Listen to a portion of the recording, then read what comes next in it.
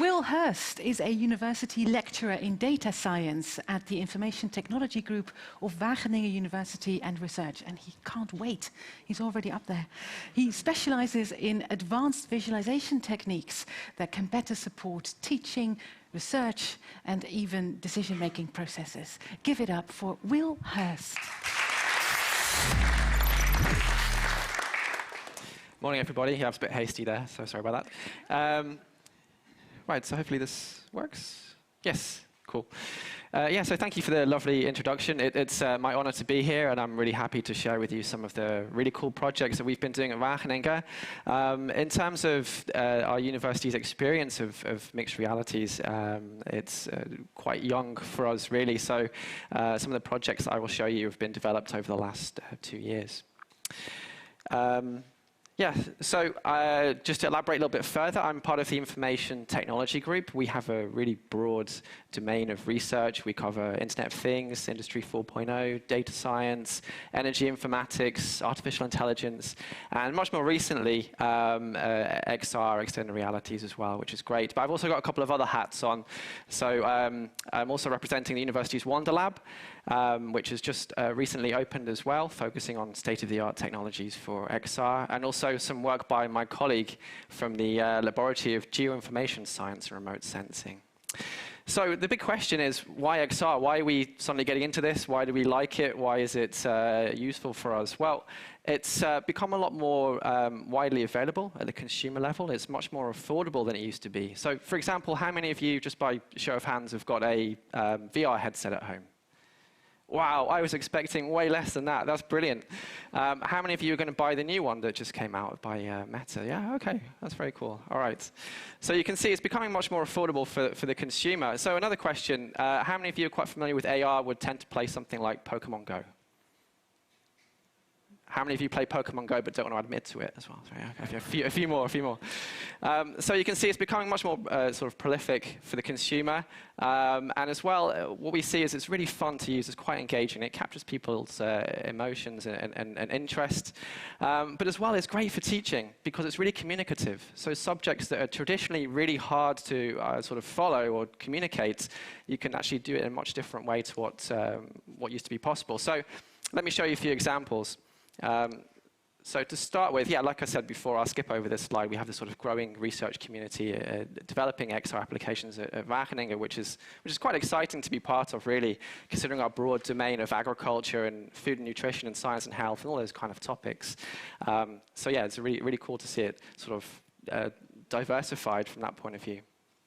So this is one of the projects we've been involved with recently in collaboration with Aberdeen University in Scotland, and it's for teaching biochemistry. So any biochemists in the house?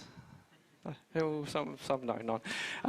Yeah, so traditionally it's a very difficult subject for students to learn and to teach, and a lot of the sort of content is quite abstract in nature. You're talking about things that happen at the molecular level, so they're very hard to sort of relate to or get a tangible element involved for the students to learn. So we wanted to see if we could use extended realities, in this case virtual reality, in a university setting to teach this, and we tried to pick something that's quite foundational. So something the students learn in first year is known as the citric acid cycle. And it's quite foundational, so a lot of other content they'll learn builds on this. It's involving 8 steps, 8 stages of the cycle, and what the students can do in our application is actually walk into this virtual lab, pick up molecules, see what they look like, and kind of create the chemical reaction and see if they can learn the process in a different way than just by looking at a book.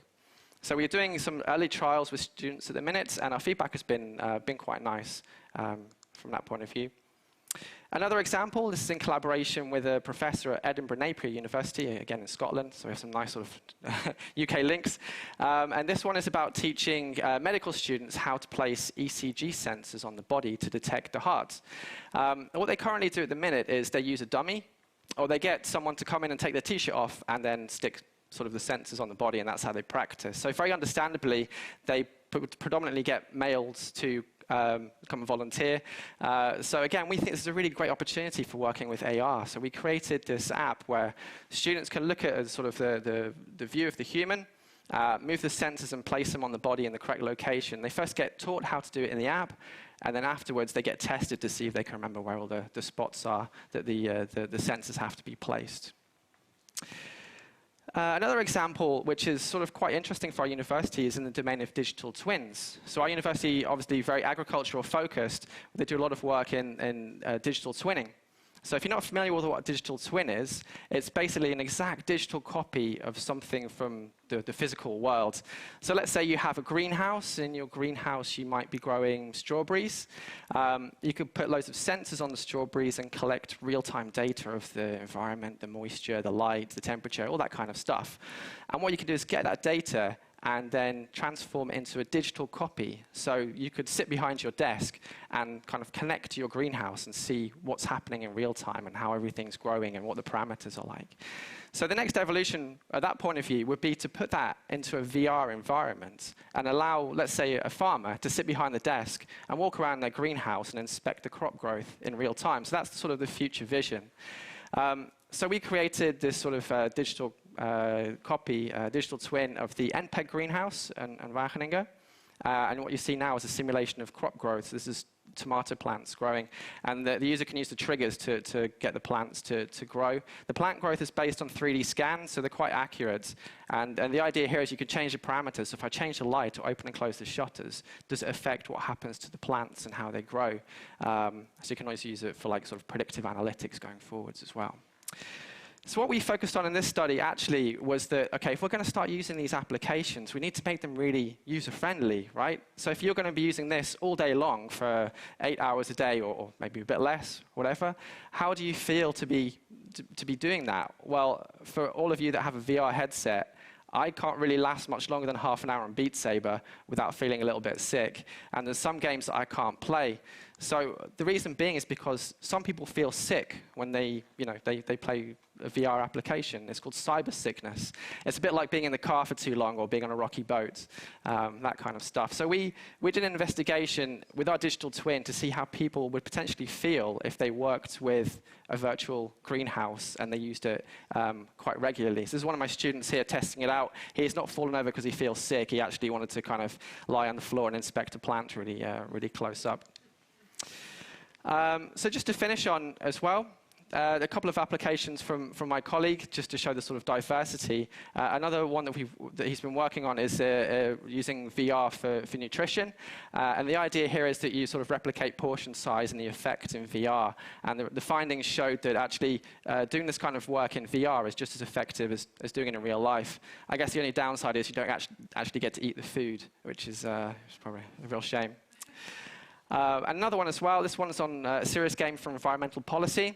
And the findings here are basically to sort of teach people about pro-environmental policy. And the research was conducted onto sort of a group of students as well. And it showed that individuals with sort of a lesser science background actually found it very informative in terms of learning more about pro-environmental policy as well. So hopefully that gave you a nice sort of broad overview of the different projects that we're doing at the university. We have a lot of different subject areas, and we sort of tried to bring them all together now into this sort of Wonder Lab where people can interact with and sort of bring XR applications into their own research fields. So thank you for listening. Will Hurst, thank you so much. So interesting. Is this also where you're heading towards in the future with your research, the Wonder project, or what's next? Yeah, so the Wonder Lab is basically the university's, university-wide lab for extended reality. So as an academic, we can approach the Wonder Lab and they could sort of help us build XR applications. Because a lot of our students or some of our academics might not have a background in extended realities, but they might be completely fantastic in another area and they want to use the technology, so the lab is there to sort of help them. Fantastic. Yeah. Questions for Will? Waving, walking, asking, I'm going to say, I'm sure. I'm sort of going like this because I can't see you very well, so there needs to be a really good wave at me. Oh, I've got a few, my own. I was interested to sort of hear what your sort of personal research subject is going to be for the future with everything you've learned from these studies. Yes, so I guess two of the main ones are the ones I demonstrated at the start. So we're looking at sort of a prolonged usage of this kind of technology for digital twins, thinking of the end user. I mean, what are the constraints? Can we make the technology much more friendly for them to use on a regular basis as well? So this is also where you're going to be at for the next years with your research? Yes, and also with the sort of teaching first-year students complex subjects. We have this sort of idea of having a sort of modular approach. So our citric acid cycle is like maybe one level in the game. And we would like to continue and say, okay, now you've learned the citric acid cycle, can you move on to a more complex subject and maybe go to the next level in the game and maybe in the long term not replace a book, but, you know, have an alternative way of learning a very complex subject. And do you already see some results coming? Can you already give an idea of the direction? Yeah, we did an initial study with 10 students, and we put like heart monitors on them and surveyed them and grilled them to death and asked them loads of questions. Not really to death. Not really, no, just medical mental sort of exhaustion. But yeah, we found that was something quite interesting was when they completed a level in the game, their heart rate spiked, and we found that we don't know what that means yet because it's an early study, but we like to think that that's a positive thing, that they sort of had a sense of achievement of having finished something and learned something. Yeah. So those kind of findings are really exciting for us. Yeah. And it's going to be so interesting to see where you can go with that. Also for those times of learning situation where you need bodies, really. I think that's. Yeah. Amazing. That's right. Thank you. Yes. Just last chance for anyone, otherwise I'm going to send him off. Right at the back.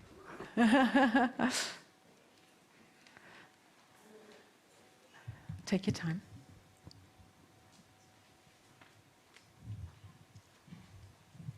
Hello, it's fine. I'm Daan van Eyck, also Delft University of Technology. I like your presentation, and of course I was thinking, how do you collaborate with other universities or other schools in the Netherlands? Because, and of course, like nice to work with UK. We still have a link, but how do you see that? Because, of course, in Delft we have exactly the same stuff and many other schools, and I think you can really learn from each other. Thank you. Yeah, I think that's a really nice point. We're incredibly collaborative in nature, so we're very happy to work with other universities, of course. So we're very aware, actually, there are quite a few VR labs around the Netherlands. There's obviously with you guys and a few other universities that we've seen.